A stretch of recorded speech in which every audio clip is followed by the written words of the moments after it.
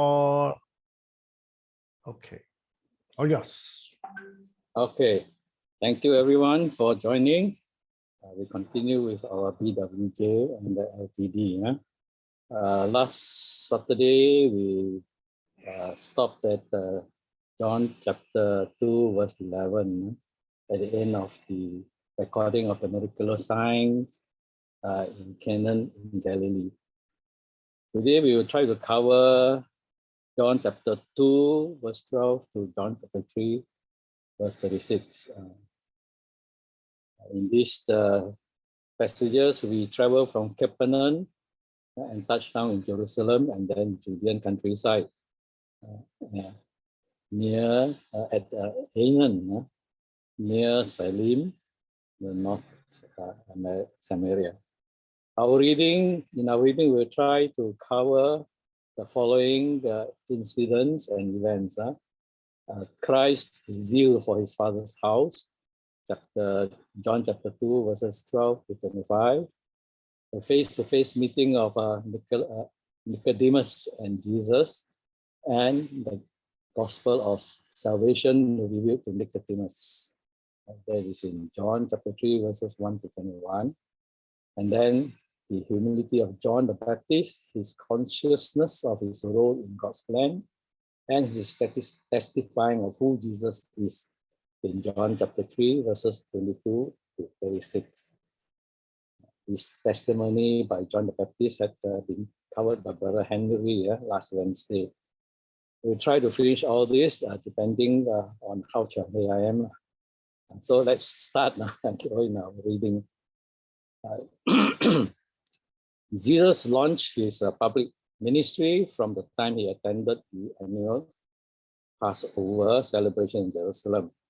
While there, he immediately came into conflict with the religious leaders of the day. He cleared the temple because of corruption and misuse of his Father's house. But he wasn't rejected by all the religious leaders. One of them came to visit him at night and to learn more about this new teaching and this new teacher. So let's read John chapter 2, verses 12. After the wedding, he went to Capernaum for a few days with his mother, his brother, and his disciple. Capernaum became Jesus' home base during his ministry in Galilee. It was an important city in the region. There was a Roman garrison there and a customs station. At Capernaum, Matthew was called to be a disciple. The city was a home of several other disciples: Andrew, Simon, Peter, James, and John, and also a high-ranking government official, which was referred to in chapter 4, verse 46, whose son was very sick. It had at least one major synagogue. Although Jesus made this city his base of operation in Galilee, he condemned it for the people's unbelief. This is recorded in Matthew chapter 11, verse 23, and Luke chapter 10, verse 15. Christ's family were with him on this trip to Capernaum, and also his trip to Jerusalem for the Passover and the cleansing of the temple. Though Christ's brethren were with him, they had yet to believe in him. They, however, believed after his resurrection. After they believed, one of the brothers or half-brothers, James, became a leader in the early church in Jerusalem and authored a book of the Bible. It is known as the book of James. And another half-brother, Jude, also authored a book in the Bible with the name Jude. Verse 13, it was nearly time for the Jewish Passover celebration, so Jesus went to Jerusalem. The Passover celebration took place yearly at the temple in Jerusalem. Every Jewish male was expected to make a pilgrimage to Jerusalem during this time. This was a week-long festival. The Passover was one day, and the Feast of Unleavened Bread followed the rest of the week. The entire week commemorates the freeing of the Jews from slavery in Egypt.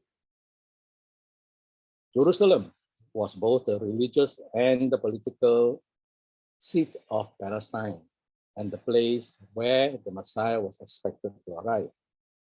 The temple was located there, and many Jewish families from all over the world traveled to Jerusalem during key feasts. The temple was on an imposing hill overlooking the city of Jerusalem. Solomon built the first temple at his site almost 1,000 years ago. But this temple was destroyed by the Babylonians. The temple was rebuilt in BC 515, and Herod the Great recently remodeled it. The remodeling was still in progress during Christ's time. Christ traveled south from Capernaum to Jerusalem, which was located geographically up in high country. Going to Jerusalem would be a trip of 75 to 90 miles, about 120 to 144 kilometers, depending on which route one takes, either the Samaria or the Jordan route. Since the route was to be made by foot, it was a difficult and tiring trip. Verse 14, in the temple area, he saw merchants selling cattle, sheep, and doves for sacrifice. He also saw dealers at tables exchanging foreign money. God had originally instructed the people of Israel to bring their own flocks, the best animals for sacrifice. This will make the sacrifice more personal. But the temple priests established a market for buying sacrificial animals so that the pilgrims would not have to bring the animal on the long journey. Given the distances traveled by the pilgrims, the provision of a local animal supply probably was well intended.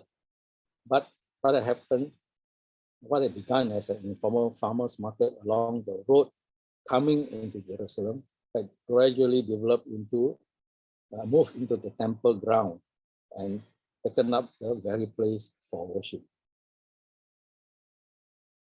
In addition, the merchants and the money changers were dishonest. The price of sacrificial animal was much higher in the temple area than elsewhere. So in order to purchase the animals and pay temple tax, travelers from other lands would need to have local currency, thus the presence of money changers. These money changers charge exorbitant exchange rates. So Jesus was angry at the dishonesty and the greedy practices, and he particularly disliked their presence in the temple ground. They were making a mockery of the house of God of worship, of God's house of worship. Beside that, they had set up shop in the court of the Gentiles, making it so full of merchants and foreigners found in the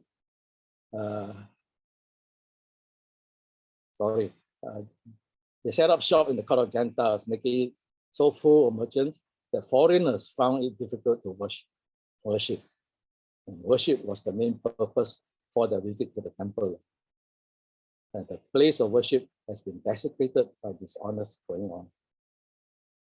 With all the merchandising taking place in the area allotted to the Gentiles, they could not spend time with God in prayer. To give an understanding, Henry, can I share screen now? Yes, yes. Okay.